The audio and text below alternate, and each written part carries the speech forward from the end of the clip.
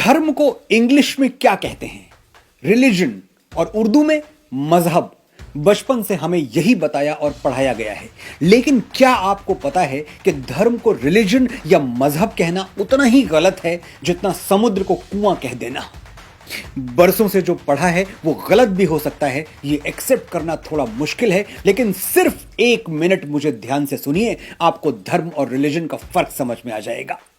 Religion और मजहब का सीधा रिश्ता पूजा पद्धति और एक विशेष ईश्वर से, एक डेजिग्नेटेड गॉड से है। वो गॉड जिसने कुछ कोड्स बनाए हैं। जब तक आप वो कोड्स फॉलो नहीं करते, आप रिलीजियस नहीं हो सकते। जैसे नमाज और कुरान पढ़े बिना, रोजा या ज़कात में विश्वास किए बिना आप मुसलमान नहीं हो सकते।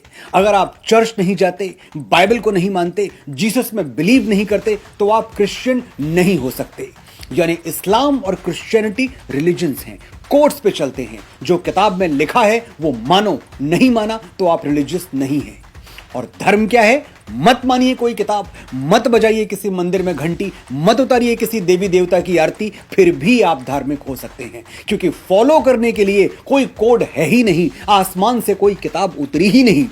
तो फिर श्रीमद् भगवद गीता और रामायण क्या है? सिर्फ अच्छा, कामयाब और भरपूर जीवन जीने का मैनुअल। इन ग्रंथों का धर्म से कोई रिश्ता नहीं है। धर्म का मतलब पूजा पद्धति नहीं, जीवन शैली है। It's not a way of worship, it's way of living.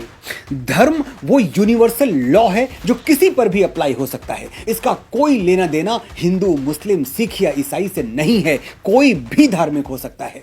हमारे मुसलमान और क्रिश्चियन भाई बहन भी धार्मिक हो सकते हैं, लेकिन एक हिंदू रिलीजियस नहीं हो सकता। 1 रूम वाला हवेली में आने का सपना तो देख सकता है, लेकिन हवेली वाला 1 रूम में जाने का सपना क्यों देखेगा? Common sense.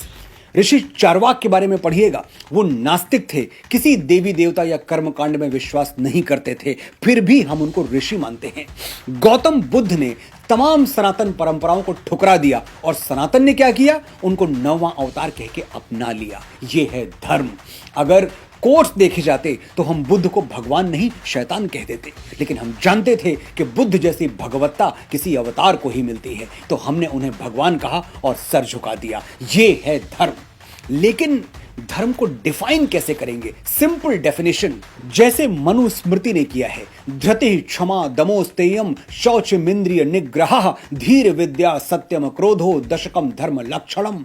धार्मिक होने के लिए 10 क्वालिटीज आप में होनी जरूरी हैं। Patience, forgiveness, suppressing the desires, honesty, purity, control on senses, wisdom, knowledge and anger management. ये 10 मेरिट्स आपके अंदर हैं तो आप धार्मिक हैं। कहीं ये नहीं लिखा कि कौन से मंदिर में जाना है, कौन से व्रत उपवास रखने हैं। मैं डिक्शनरी छापने वाले देश के सभी पब्लिशर से ये रिक्वेस्ट करता हूं कि आने वाले एडिशंस में सुधार करें और धर्म को धर्म ही रहने दें, उसे रिलीजन ना बताएं। जैसे राम राम है, कृष्ण कृष्ण है, गंगा गंगा है, वैसे ही धर्म धर्म है। As simple as that. ये डिक्शनरीज तो खैर जब बदलेंगी तब बदलेंगी। आप अपनी भाषा और सोच अभी से बदल सकते हैं।